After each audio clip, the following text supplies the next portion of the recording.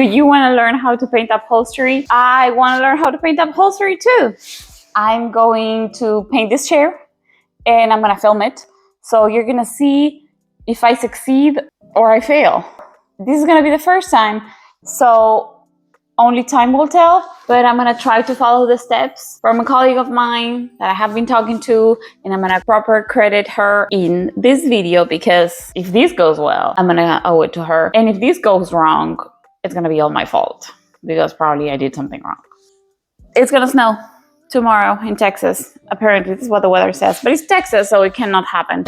And this is going to be my inside the house project for the next 2 days, because I hope I can finish it in the next 2 days. So stick around until the end of this video to see what happened. Wish me luck. All right, let's get to work. Hello, amazing humans. My name is Alumine, and welcome back to Just Keep Sending, my channel. If you love furniture flips, problem solvings, and a little chaos, you're in the right place. I give you a quick intro of what you're gonna see on this video, so manos a la obra. I forgot to film the before, so this is the chair after I took the legs.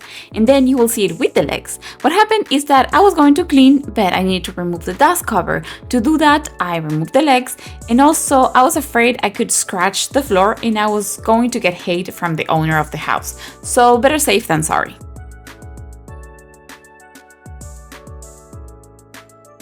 This chair was donated to me by a coworker of mine, and it's very special because she holds it dear to her. It survived some movings, and also she used it to nurse her child, so it will always live in her heart.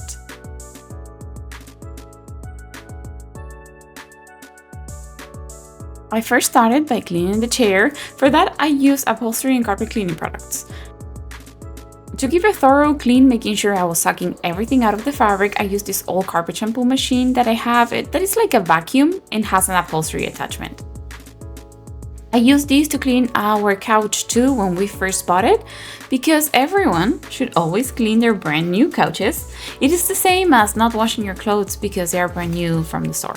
Okay, fabrics comes with a lot of chemicals to make them easier to handle. And there goes my eco-friendly and self-care tip of the day. Okay. I use Folex, that is perfect for spot treatment, and Zep high traffic cleaner inside the machine itself. I'll link both in the description. Just FYI, if your stain in the carpet did not come out with Folex, it is time to say goodbye, my friend. Well, seems like someone cleaned the car with this before me. So I'm gonna have to rinse this before I use it, but like, it's not a big deal. It's just like lint. There's a water that comes out of here. Of course, it's unplugged because otherwise you wouldn't be able to hear anything. But there's water that comes out of there. So I usually just spray everything first with water and the solution, and then I start vacuuming it. So that's what you're gonna see me doing. I thought this could be the perfect inside the house project to avoid the forecasted snow in North Texas for the next couple of days. I just wanted to lay down some blankets to protect the floor and get it done in 2 to 3 days.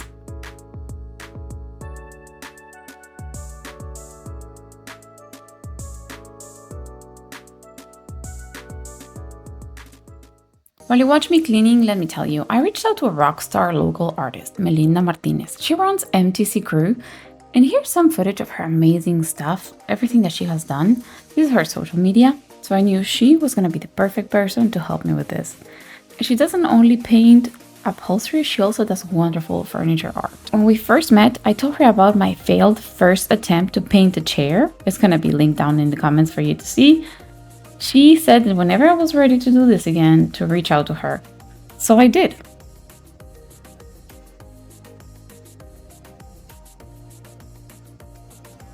She sent me a link to a blog from another artist where she learned from, and she gave me her input as well. And she also was there virtually while I was going through all the process. Yes, I cleaned this a lot. I wish I could say I did passes over and over until the water run clean, but that's not true. I just did a couple of them and I let it dry until the next day. And this is the water coming off from the first pass.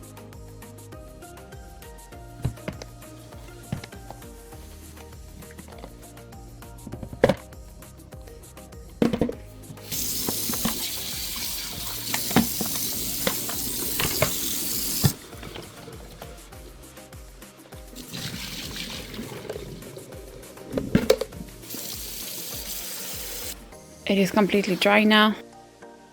I'm gonna see if I can fix this. I'll find a way. The fabric feels completely different. Completely different. This is already hard.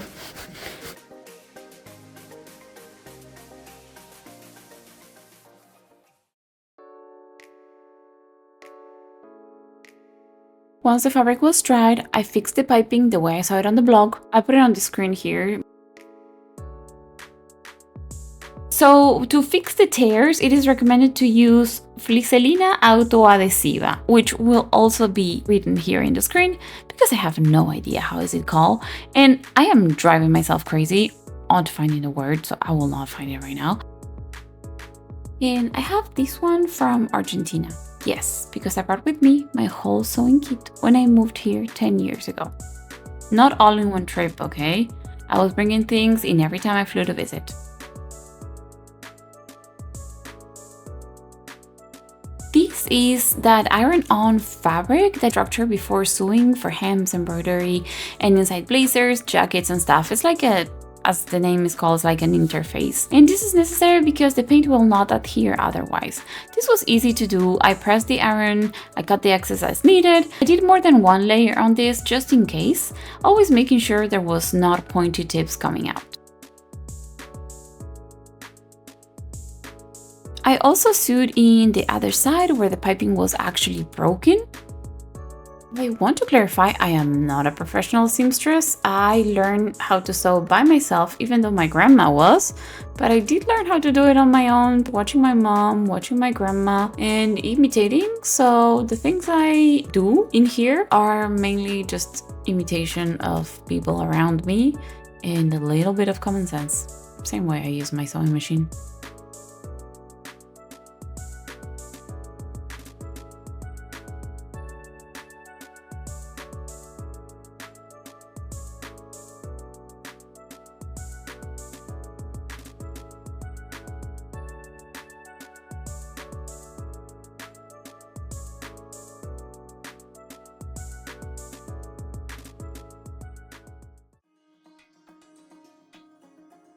If this project goes well, it's going to be 100% credit to Melinda because she gave me the important bullet points about this, but I ended up adding a little bit of alumina spice. So I'll make sure that I will put on caps letter on the screen the important things that need to be happening. And I will make a note so you know that that's the important thing. The one thing I did do was using chalk paint. I didn't have any other color than this gray, so that's what it was gonna have to be. I wanted brighter color because it's an accent chair, you know, but that was what I had. She doesn't use a lot of water in it, but I did a mix of 50% water and 50% paint for the first pass mainly, and then see how that goes. As the paint needs to seep into the fabric, but doesn't need to dry hard, it is very important to have the surface misted. So that is something I did do.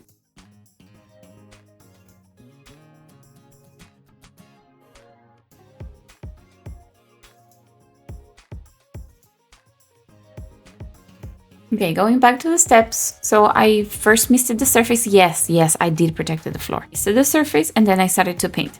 I did a test on the back of the cushion just in case to see if it felt good. I didn't film that, but I went over and started to film the rest.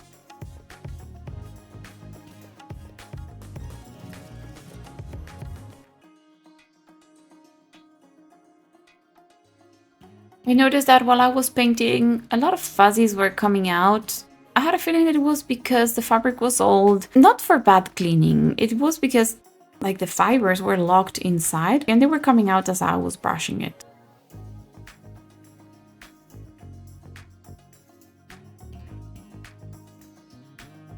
I tried to get very well into the grooves or plies of the seat, which this one had a lot. On the first coat, I learned that this process absorbs a lot of paint. The water helps the fabric stay hydrated to have even distribution and to not harden a lot. And the round brush is great, and I believe that maybe an oval or a chalk brush will be amazing too. So after this, I let the whole piece dry and sand it. After sanding, vacuuming, and wiping off, I did a second coat. The coverage is slowly being built, and as the coats were piling up, the dry times were reducing, which is a good thing to know.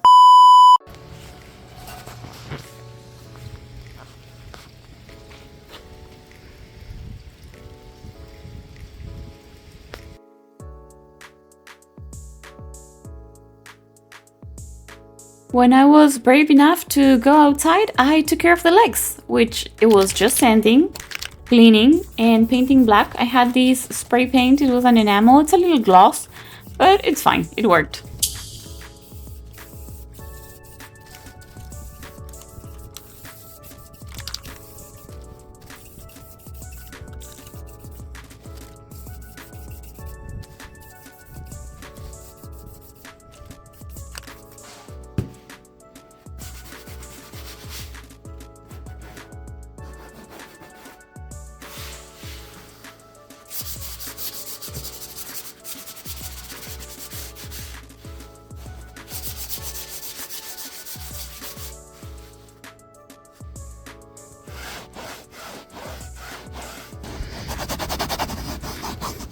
I was now going over on the messages with Melinda that we were sending to each other, and I realized that there is more than one thing that I didn't do, and one of them is waxing.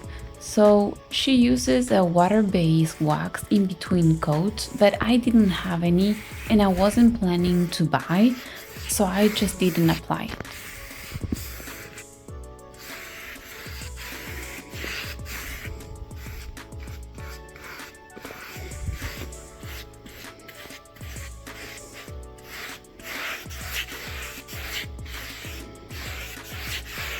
Sun is out, but I don't want to go outside. But it's very, very sunny in here and I love it. I'm still going to continue with this chair over here in the living room. So I am about to do coat number 3. I want you to see this. My repair didn't look so well. I'm gonna see it taking the paint different colors. I'm gonna see if I want to just cut in here and remove it all or what to do. I mean, it kind of looks pretty good, but I don't know. We'll see. I don't even know if that... Nope, there you go. Yeah, okay.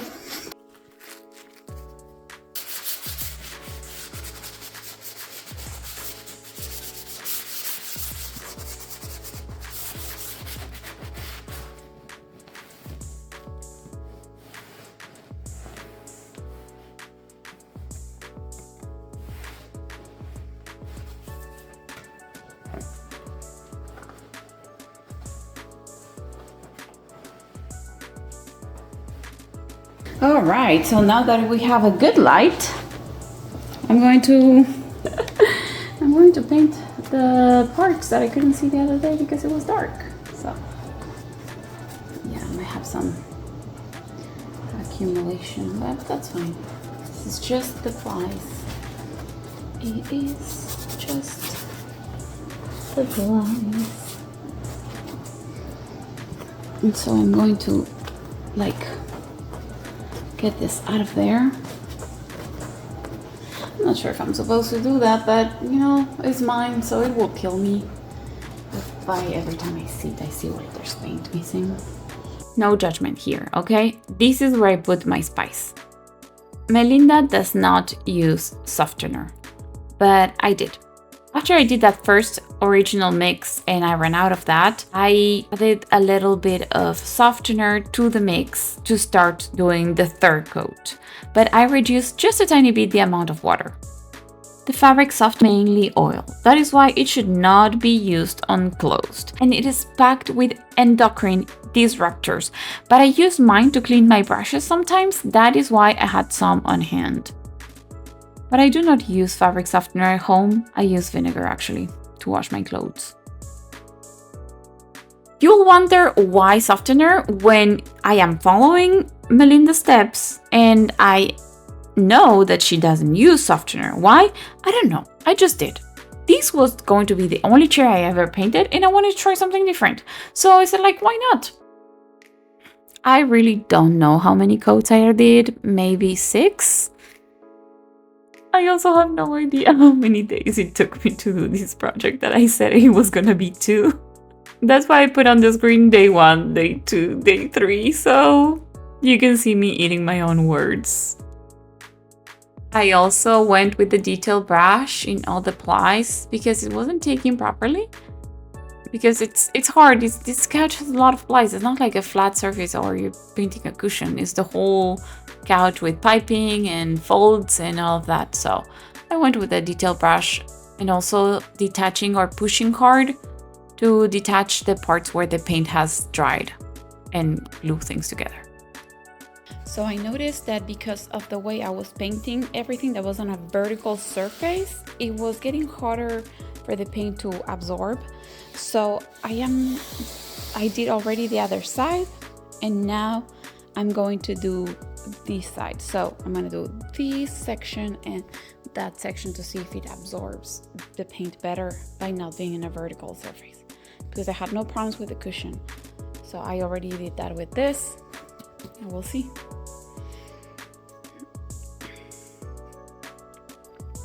What? Are we reaching the end of this project? Well, we're getting close. But if you made it this far, thank you so much. I hope you're enjoying the video. And if you are, don't forget to hit that like button and consider subscribing.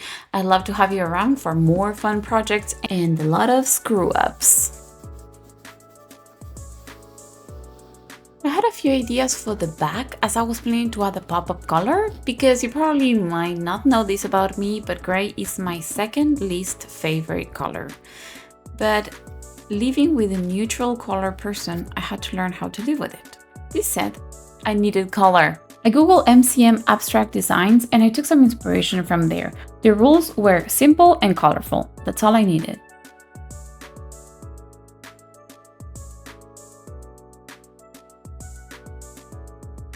And as I still had some green paint left from my nightstand, that video will come up very soon, I wanted to tie it all together, as I was thinking that this chair was gonna go in my bedroom. So using the same technique as the rest of the chair, I did this. But no.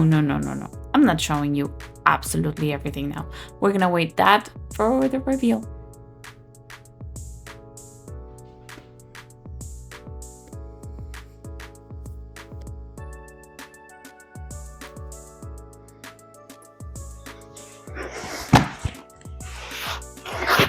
I am about to do the final sand on this, and I don't like it as much. It's a little hard. Like, I had it flipped so I could paint the back. I'm gonna show you later.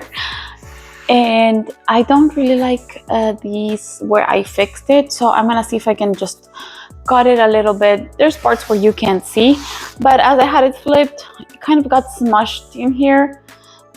We'll see what happens after the final sand, and the protective coat is the same in here. Here it looks worse. So I'm gonna do the final sand so I can dust it off, attach the dust cover that I removed, put the legs, and then I'm gonna wax, because it's easier to wax when it's a little bit elevated from the floor. To finalize, I sand it down again.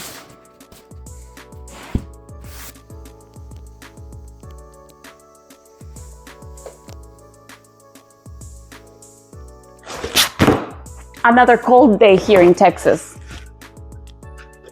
And the last step for this chair is to waxing. And for waxing, I'm gonna be using this Magnolia Homes by Kiehl's wax. I bought it at Lowe's a long time ago. It doesn't smell like anything, so I think it's good for this one. The chair has already been sanded, vacuumed, and dust free. So the only thing left to do is to protect it. And I'm gonna be using this one because it's what I have, and I think it's gonna be okay. I hope I finish it. I want to finish it already. I was going to use this one. Actually, I tried applying this one by Melange first yesterday. I did that on the back, and even though I really like it, I love this one. This is the only I have left that I can use on leather and on cedar because it's hemp oil base. So I changed my mind and I'm gonna go with this one. So to apply it, I'm just going to use this Mr. Pen brush that I got a couple of months ago, and I really like it. It's perfect for waxing. Just make this full and just go. Oh, my hair. Guess whose hair is? Oh, can't complain. I'm sure it's mine. It's fine. So we go about it. That's it. And once I let it sit there for a little bit, and then I just wipe it off. Can you see the reflection, the difference on the color already or not? Is it good or not? I don't know. Oh, here's a close-up of this one if you want to see. They make dark, this one as well. The last thing I'm going to say about waxing is that when you wax, as it's still very porous, it is always better to go about it like that, so the wax can get into all the fibers that were painted. In here, the only thing I do is just, I go deep inside and make sure I'm getting in there. And that's all. I'm not gonna show you the back yet. This is one of the things I don't really like about this, because this chair has a lot of plies. So a lot of paint got stuck on those plies. But well, I guess it's part of how this is, right? But let's recap on the before. So before I show you the after footage, I want to give you a full disclosure. These are not staged pictures, because I was in the middle of packing my house to move, so I couldn't find a nice spot without boxes or crap laying around, so I did my best. And the priority was good lighting.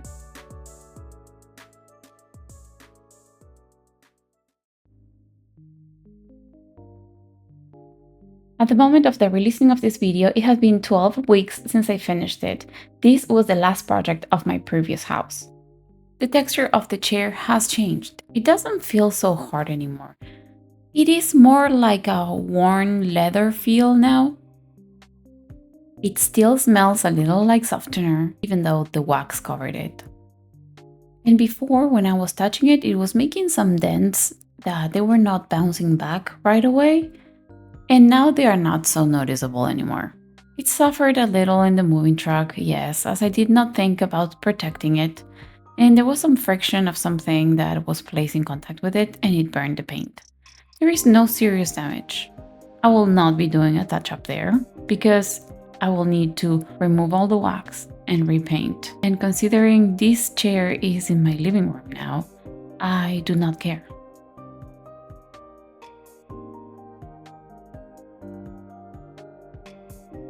Thank you so much for sticking around all the way till the end. I hope you enjoyed the process. It wasn't as tedious as I thought. It was just long. Even though I might try it again, I don't think I would try it with this type of chair particularly. It had too many crevices. It was kind of complicated. I do like the feel of the chair. It is kind of hard, but this chair is so comfortable that I really don't care, and it's really for me. I am also very happy that I was able to keep this chair that belonged to my coworker, and it meant so much for her. So that's also a plus. I will link Melinda's social media for you all to check her out, because she is amazing. She's a great artist. I couldn't be more grateful about her. She's a total inspiration on everything she does. She's seriously amazing. I don't think I will ever sell something like this, because I don't feel so comfortable to sell it, but I think it was a great experiment. This chair proves that skills can be learned. I don't know if I learned them, but I'm getting there. Thank you for sticking around, and I'll see you all in the next video. Bye.